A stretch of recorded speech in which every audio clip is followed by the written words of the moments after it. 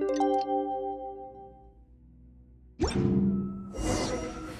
time to meet back up with Xiao. Let's head to Mount Outsong.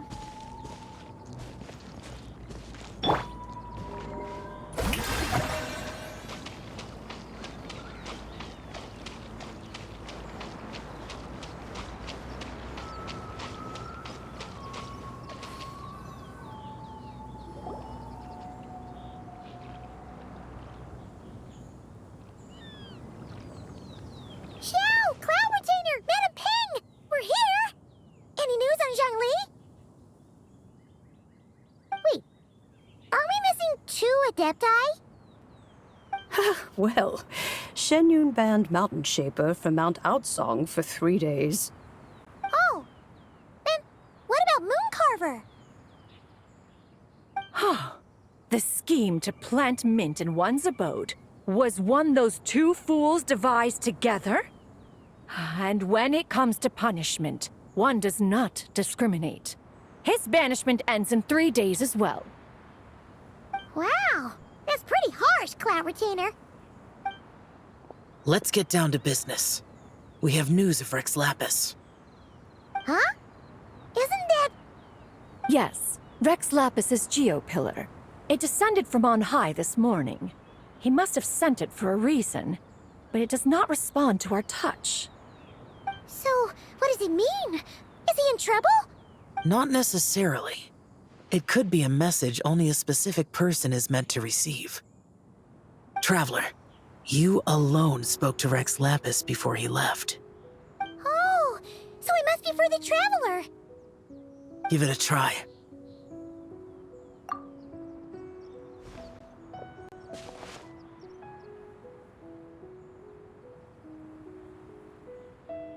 Come to the spring on Mount Qingse. I have left an entrance for you.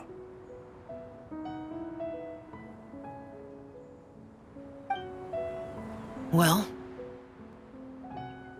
Just as one surmised, it seems that Rex Lapis will not countenance our involvement in this matter. That would not surprise me in the slightest. He's always had a soft spot for the Traveler, after all. But be that as it may, we have served Rex Lapis for millennia now. that's right. So you mustn't let your guard down, even if Rex Lapis is by your side. All right, let's get going. We'll try not to keep you all waiting.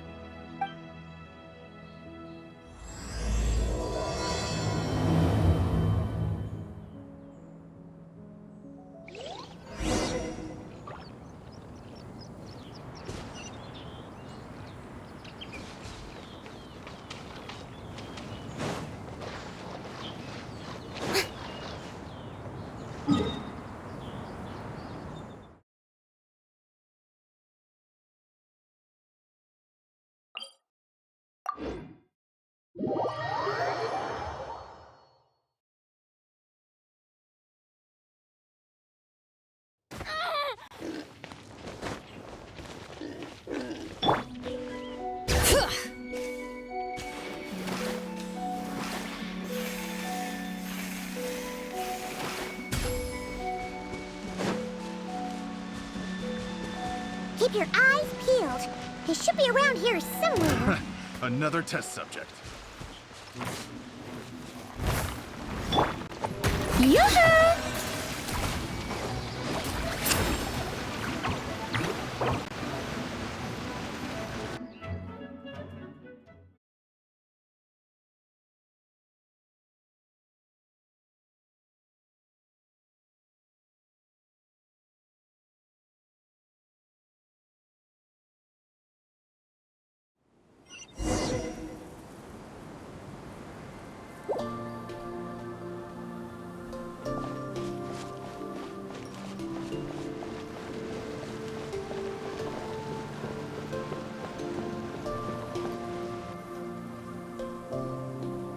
Who could have imagined that the once mighty Geo Archon might end up so? Sitting... You really do... This is a Xiao lantern.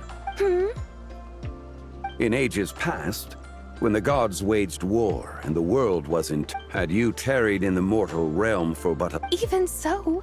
Perhaps in some sense, for instance, Who is to say that some... It is conceivable. Now, let's not let our... Alas, it is just a pity, but are you not afraid that you There is no risk to...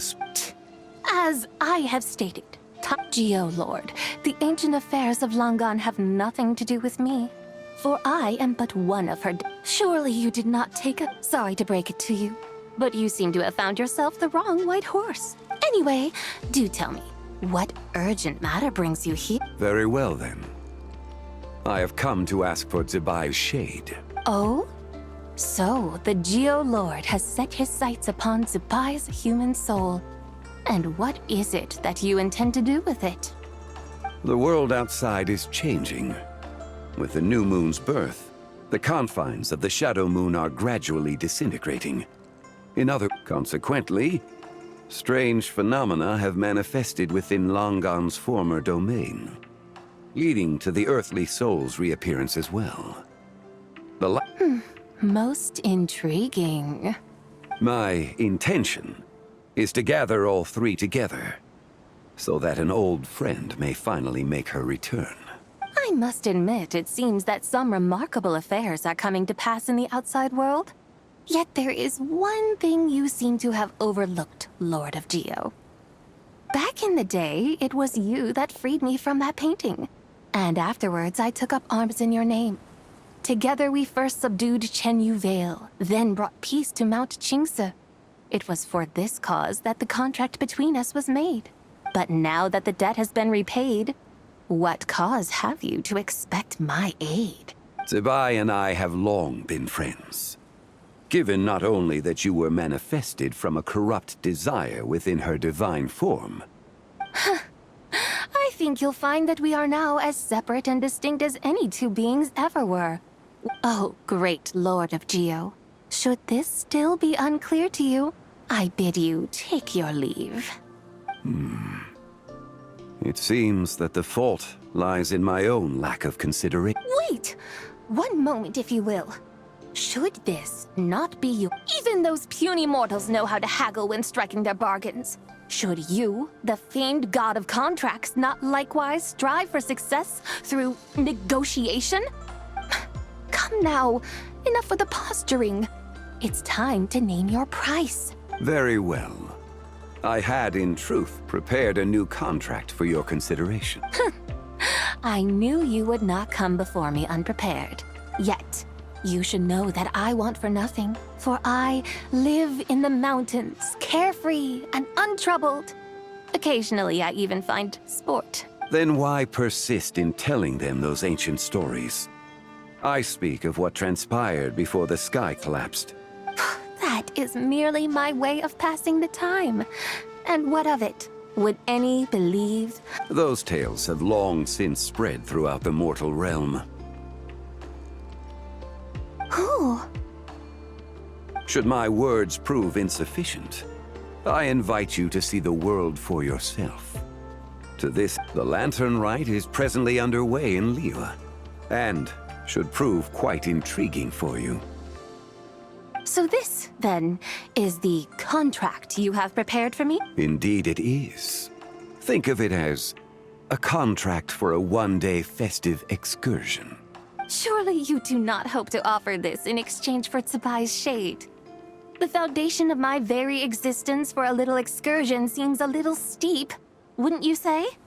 Why not see for yourself? You can always decide afterwards. The final determination, of course, shall... Is that so? Then perhaps this deal might not be entirely off the table after all. Hey, it's Xiangli! Oh, we've been looking for you everywhere. We thought you might have gone missing. You're here. So these are my guides. Well, well. They certainly look the part, I'll give you that. Guides? Oh, you poor innocent little creatures. The benevolent Lord of Geo has sold you to me, which means that for the rest of this day, you belong to me. Sold us to you? Just what have you gotten us into, Xiangli? The situation is not quite as dire as that would sound. I asked. I would suspect that depends on how well you entertain. Entertain you? Let us start with this Liyue Harbor, of which I have heard so much. Nowhere is quite so How come this Adeptus sounds so different from what Paimon imagined? Okay, we'll take care of it. Get ready to find out why they call Paimon the best travel guide in all of Tibet.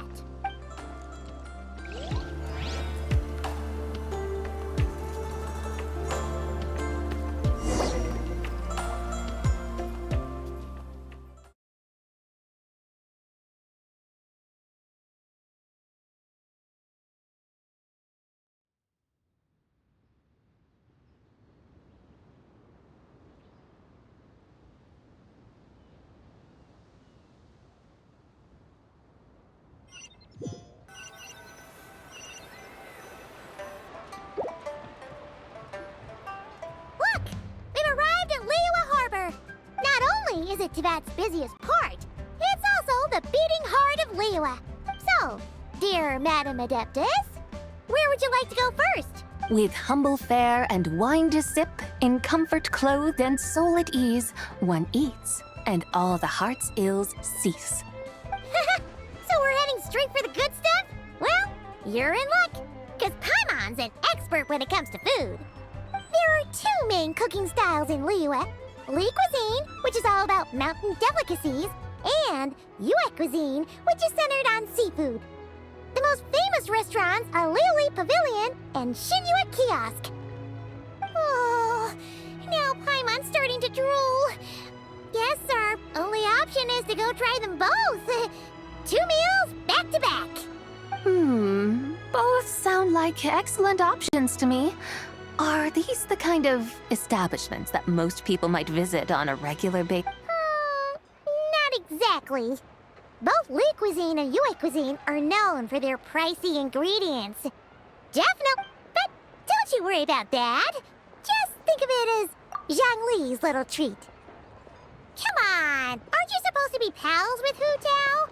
I'm unsure we can afford to spend a little more of her mora at least. Hey, all Paimon wants is to provide our Adeptus with the best possible experience here. Don't you want that too?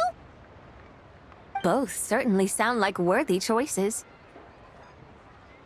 Just now, though, I happened to see a porter pass this way. Where might individuals like him go to eat? A hungry porter, huh? Oh! Paimon knows just the place! Yep. Nothing fancy schmancy there. Just tasty dishes made with simple ingredients in a variety of different styles. Most importantly, it's great value for money, too. No wonder everyone loves it, huh? Oh, and the owner happens to be a good friend of ours, too. One mean restaurant. Yes, even the name itself feels lively and down. Yippee! That's a great choice, too. Alrighty, let's head over there right away. Wamin Restaurant, here we come!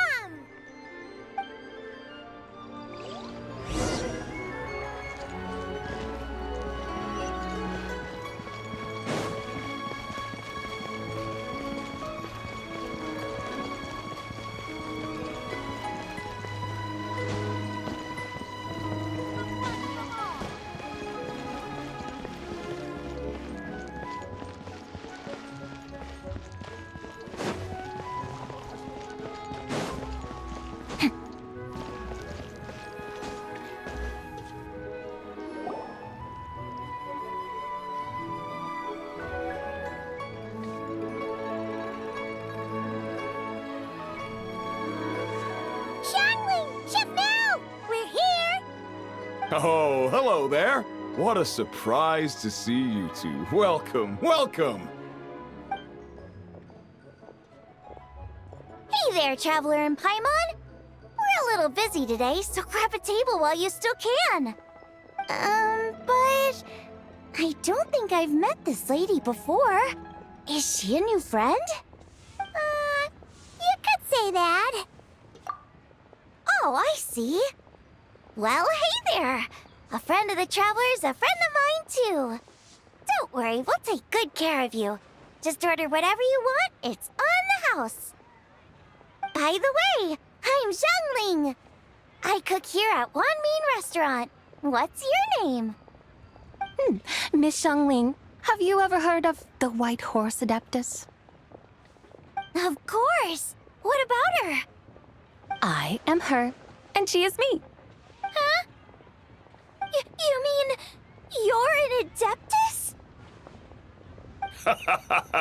Oh, you young'uns crack me up. Come on, Xiangling. You've got to keep up with the time. Haven't you heard of cosplay? It's like a role-playing game where you dress up as famous characters and pretend to be them. Seriously, it's all the rage, and it looks like this young lady is quite the expert. Your friends sure keep their fingers on the pulse, huh, Traveler? Wow, Dad. Didn't know you were so tuned in. But how come I haven't heard about it?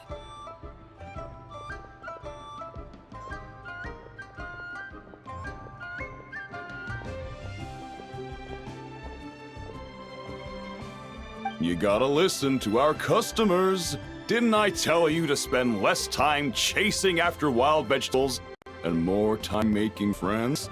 You're even more out of touch than I am. Hey, I like making friends too. Isn't that what I'm doing right now? Anyway, even if it is just a costume, is it alright if I still call you White Horse Adeptus? Of course it's all right, because that's exactly who I am.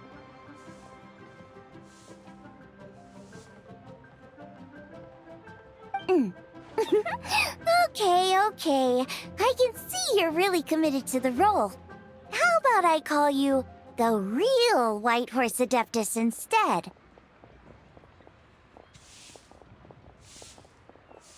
In that case, you can call Paimon the real traveler. Yeah, right. You could have at least switched outfits. Puny mortals. Nevertheless, I suppose it might be amusing to indulge in your little charade for a while at least. All right, go grab yourselves a table.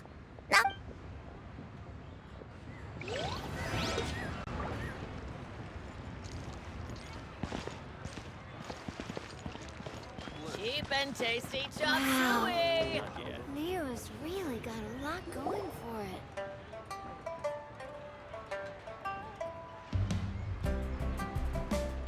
Hello. May I ask if Miss Xiangling and Chef Mao are here? Yeah, they're just over there. Wait a sec. Aren't you? So, what would you like to... Huh? You're... Hello, Miss Xiangling. It's me, Lu Xiangxiang, the one who broke some stuff here at your restaurant a few days ago. I just wanted you to know how sorry I am. I honestly don't know what came over me. Please forgive me. Oh, it's you. You really gave me a fright that day, young lady. You didn't actually get food poisoning from our blackback perch stew, right? Come on, Dad. She's come to say sorry.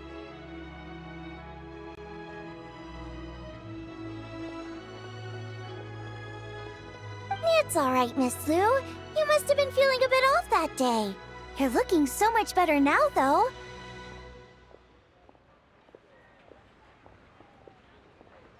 Why don't you grab a table, too? This one's on the house. No, I couldn't possibly. Hey, it's totally okay. We all feel under the weather sometimes, especially when we're away from home. Yikes. Looks like all the tables are taken. Wanna come sit with us? We've got an extra seat over here. Thanks, guys. So what would you like to eat today? Feel free to... I should very much like to sample... It wasn't poisoned. So that's one portion of blackback perch stew. Paimon wants... Sure thing. Looks like Paimon's having trouble making up her mind. Let me think. Well, since the blackback perch stew is on the spicier side, I guess it makes sense to balance it out with a serving of stir-fried shrimp. And since it's Lantern Rite season, you better try out the triple-layered consommé and come and get it too! Those are our seasonal specialties. As for the carbs, since we've got a full table, how about some right at home? Along with our special chili mince cornbread buns. Trust me, you won't be disappointed. Then for dessert, I'll whip you up some Lucky Snow Delight. I just came up with it a few days ago, and I can't wait. Wow! Sounds like quite the feast! Am I the only one who thinks that's wait? Not at all. Don't worry, I know what I'm doing. And to top it all off, our star dish, Adeptus Temptation. You should know that we don't often serve this here at Wanmin Restaurant. But since this is my first time cooking for the White Horse Adeptus, I'm pulling out all the stops. Okie dokie, just sit back and relax. I'll have your dishes out in no... Hold on. Did I just hear Miss Xiangling mention the White Horse Adeptus? You did indeed. And you're looking right at her. Ahem! That's a joke, by the way. She's cosplaying. Oh, I see. Phew, almost believed you there for a moment. Tell me, little one, what business might you have with the White... It's a long story. Basically, a while back, our findings show that they date back to the era of Long Gone, an ancient nation whose people are said to have been the ancestors. And why might such matters concern the White Horse Adeptus? Because some of those relics not only seem to contain textual references to her, but even depictions of what she looked like. There have long been legends claiming that the White Horse Adeptus was a deity of that era, but there are plenty of other theories out there too. If I could just locate some more detailed records, I'm sure we'd be able to find out so much more. So you're into... history? Well, to tell you the truth, I actually joined the archaeological team by sheer accident. But once I'd started down this path, I knew that I wanted to... Recently, though, things seem to have taken a turn for the worse. I still can't believe I caused such a mess and even ended up hurting someone. Oh, so you're considering becoming a martial artist now instead? No, I mean, they weren't seriously hurt. It was just a few scratches, and they let it go after my mother compensated them.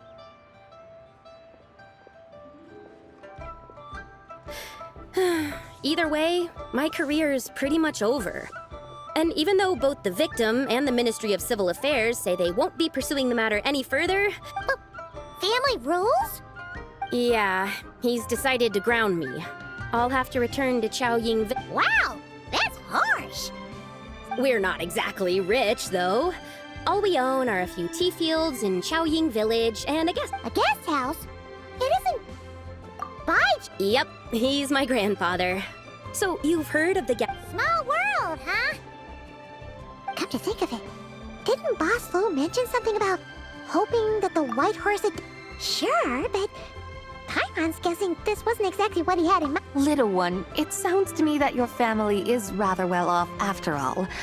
Even if I stayed at home, there's no guarantee I'd lead a nice, easy life. Recently, my grandfather put him in charge of the guest house, and he came up with a bunch of... That didn't turn out well, though.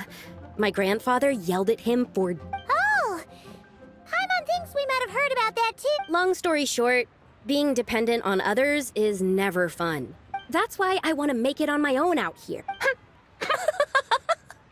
What's so funny? You poor, innocent little creatures never fail to amuse. I would have thought that the wiser path would be to simply roam this world as I do. Huh? Tell me, what is it that you truly delight in? Archaeology? Martial arts? Tea planting? Or perhaps the keeping of a guest house? What I delight in? Yes! Surely there must be something you don't find quite so exhausting. Whatever delights you should not feel like a burden. But do things like that really exist? Of course! Take Miss Xiangling, for instance. I defy you to detect even a hint of hardship on her face when she wields her walking spatula. So, Since it seems you are resolved to tread the rocky path, you should strive with all your might to pursue that which brings you delight. You mean, like cosplay? I suppose you might say that. Looks like the White Horse Adeptus is really getting into her role. I think I get what you mean then. Maybe I should have a chat with Miss Xiangling before I head home. Okay, everyone. Sorry to keep you waiting. Here's your food. Wow. It all smells so good. Oh, finally! I get to try that famous poisonous stew. Hey! Didn't you hear what Shang said? It wasn't the stew. If anyone's to blame, it's that other you. What's up? How fiercely this mortal fare burns upon the tongue!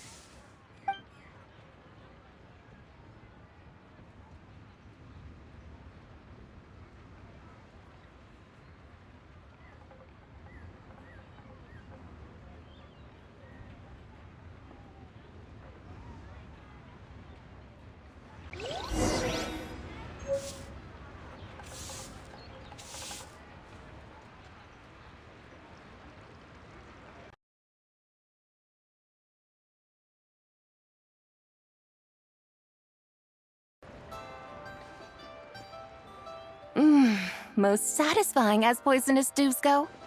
So, where to now? Time, I think, to seek out some diversion? Oh, there's plenty of entertainment options in Liyue. Paimon will tell you that. The locals like to drink tea, walk their pets, play chess, watch operas, attend storytelling performances. Storytelling performances? You know, like listening to people telling stories.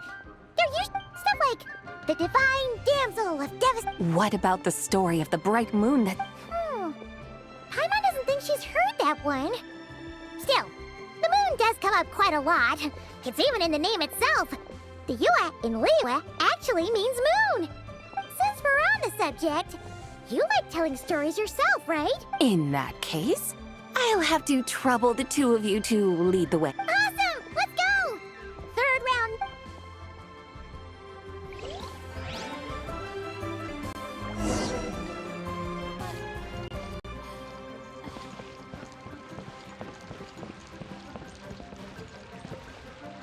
Ad Astra. Thank you for complete. Ad Astra.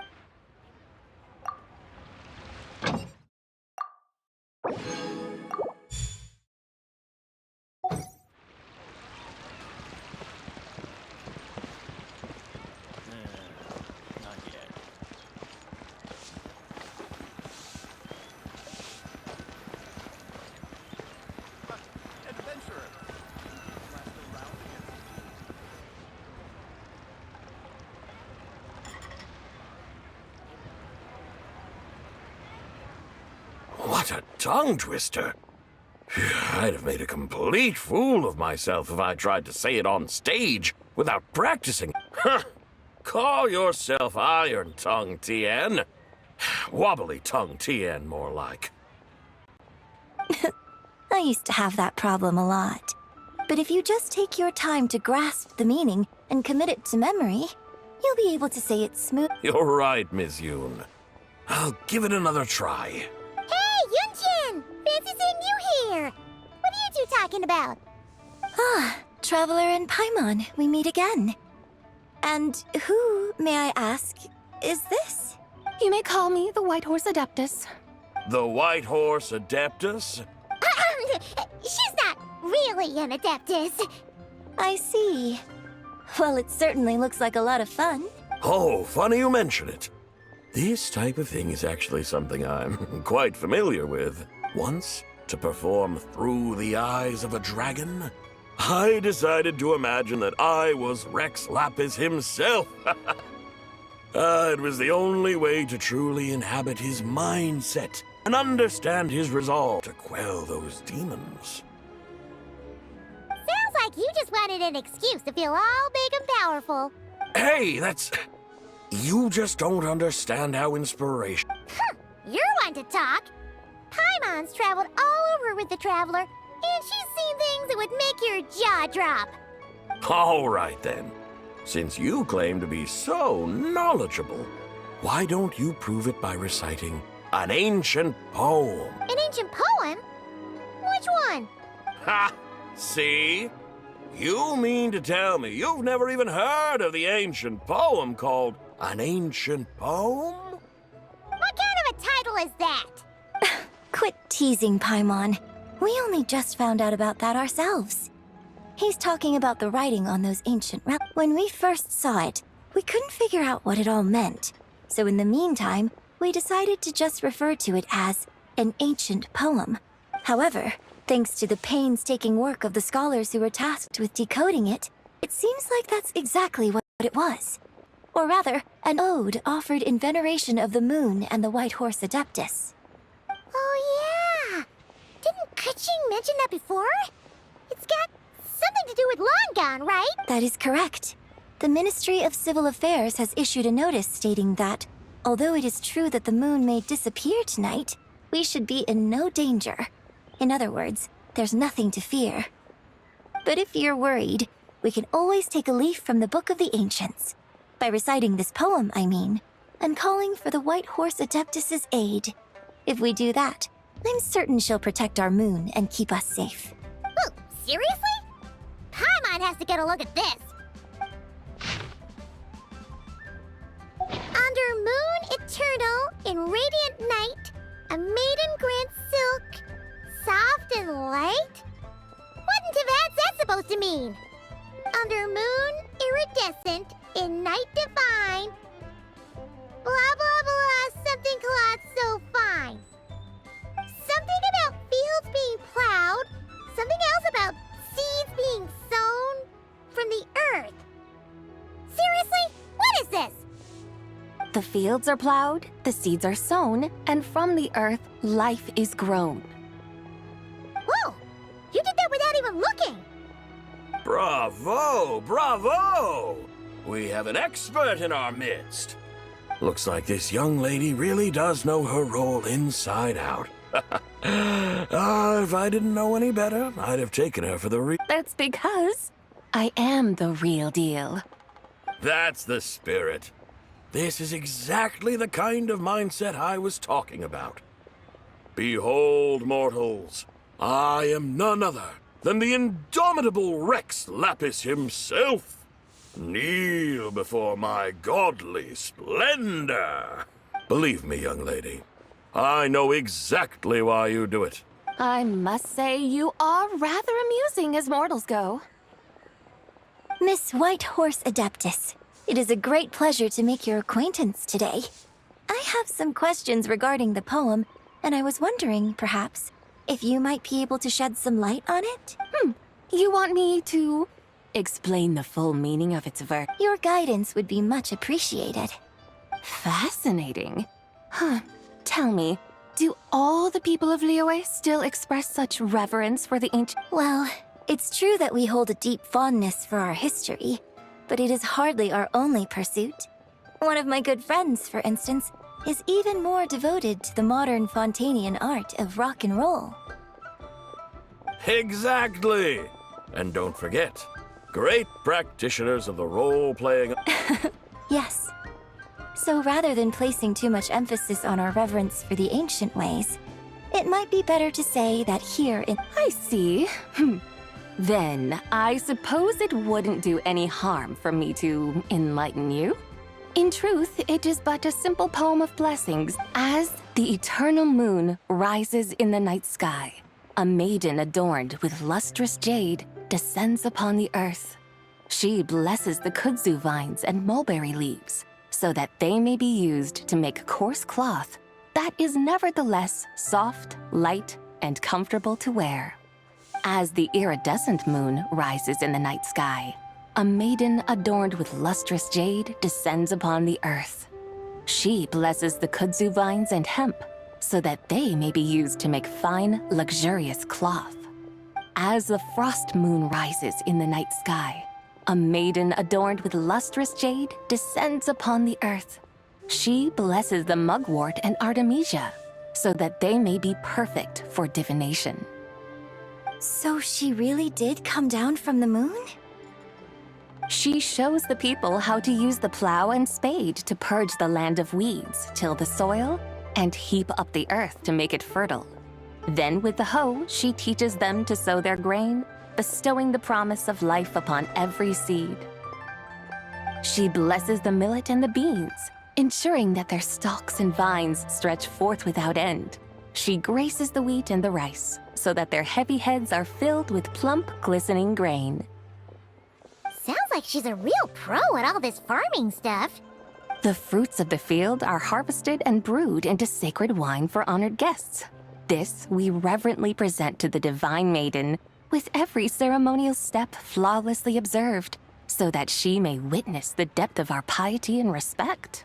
Oh, divine maiden, how can your graceful presence in the sky not seem like that of a fairy descending from the heavens? Oh, divine maiden, how does your pure and radiant form not resemble the guardian spirit of our land? I send my heart's desire, ascending to the heavens, beseeching you to grant us good fortune and blessings in the coming year. Huh? So, that's what it's supposed to mean? I find myself speechless, moved beyond the power of words to convey. Oh, young lady, you... A truly remarkable performance. I did not anticipate that anyone could unravel this poem with such depth and clarity, and so soon after the Ministry of Civil Affairs noticed, too. I'd even begun to consider myself somewhat versed in the matter, but as they say, there's always someone more knowledgeable out there. Allow me to extend my thanks to you, Miss Whitehorse Adeptus. You are far too humble, young one. I must confess, it is I who have been surprised, not only by you, but also by this Liyue harbor of the present day. Ah, so you're not from Liyue. And what, may I ask, has surprised you about it? Oh, it's nothing really. Just some old memories scattered here and there. Very well, my guides. I suppose it is time we set forth on the next part of our excursion. I'd like to go see that wharf now. What say the two of you? No problem. We'll take you wherever you want. Oh, leaving so soon? Before you go, allow me to introduce myself. I am Yunjin, director of the Yunhan Opera Troupe. May I ask your name in return? My own name is scarcely worth mentioning, but since you asked, perhaps I'll tell you the title of that poem instead. Huh? So, it isn't actually called an ancient poem? Of course not. Its real title is Odes of Long Zabai. Odes of Long Zabai. All right then, until we meet again.